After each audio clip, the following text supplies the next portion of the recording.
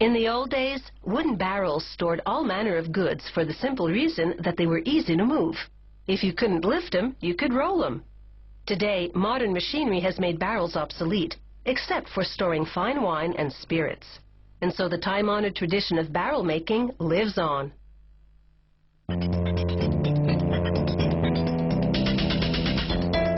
These wooden barrels are for storing whiskey. They're made from American white oak cut into pieces called staves. The staves go into a planer that shaves them to about 2.5 centimeters thick. Next, a machine punches two 6mm holes on either side of each stave. Dowel pins made out of hickory, a very strong wood, go into these holes to hold the staves together. They take the staves, place them on a guide, and press them together.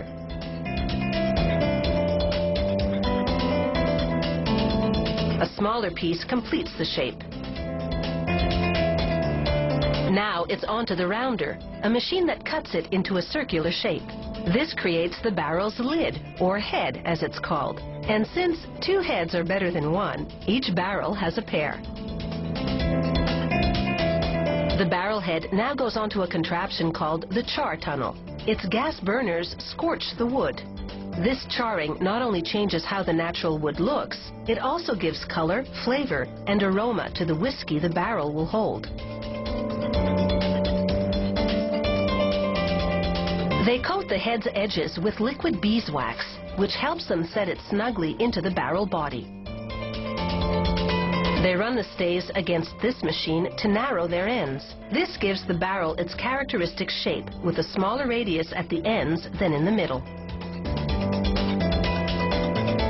At the barrel raising station, a worker positions an iron hoop and starts to assemble the barrel inside it. He selects staves that vary in width in order to use as few as possible. This reduces the number of joints and potential leak points.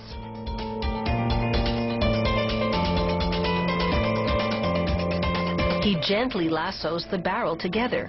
If he pulls that dry wood too tight, it'll break into pieces. A loose hoop gives the wood room to expand. The barrels pass through a steam tunnel for about 15 minutes, adding moisture to the wood so it can flex without snapping.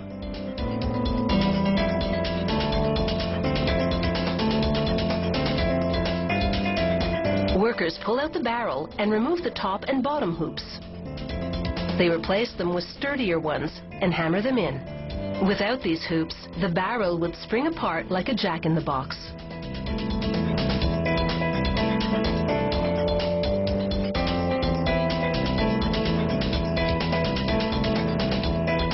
Next, two more hoops around the body. The wood groans from the intense pressure that forces the staves together. But there can't be any gaps between the staves, or else the barrel will leak. The barrels pass over a gas burner that blasts a flame inside each one to char its interior. Seconds later, water shoots into the barrel to put out the flames. An automated saw cuts a V-shaped notch into the top and bottom of each barrel. This is where the barrel head will slot in. A fan blows away the sawdust. Now a machine removes the iron hoop on each end. A worker pours in a gallon of water to cool the barrel, still hot from the charring process. Then he puts on a barrel head and a stronger, permanent iron hoop on both ends.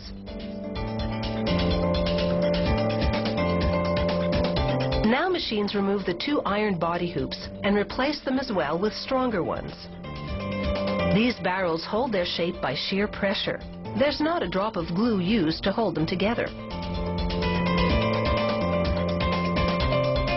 That gallon of water is still inside the barrel. Workers drill a hole in the side, then plug it by hammering in a rubber stopper with a spout.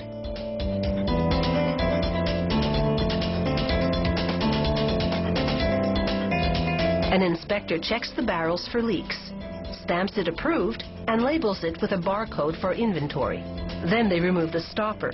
The water, turned to steam because of the heat, shoots out. The barrels are now ready to go on to the distillery, where they'll get their fill of some fine Kentucky whiskey.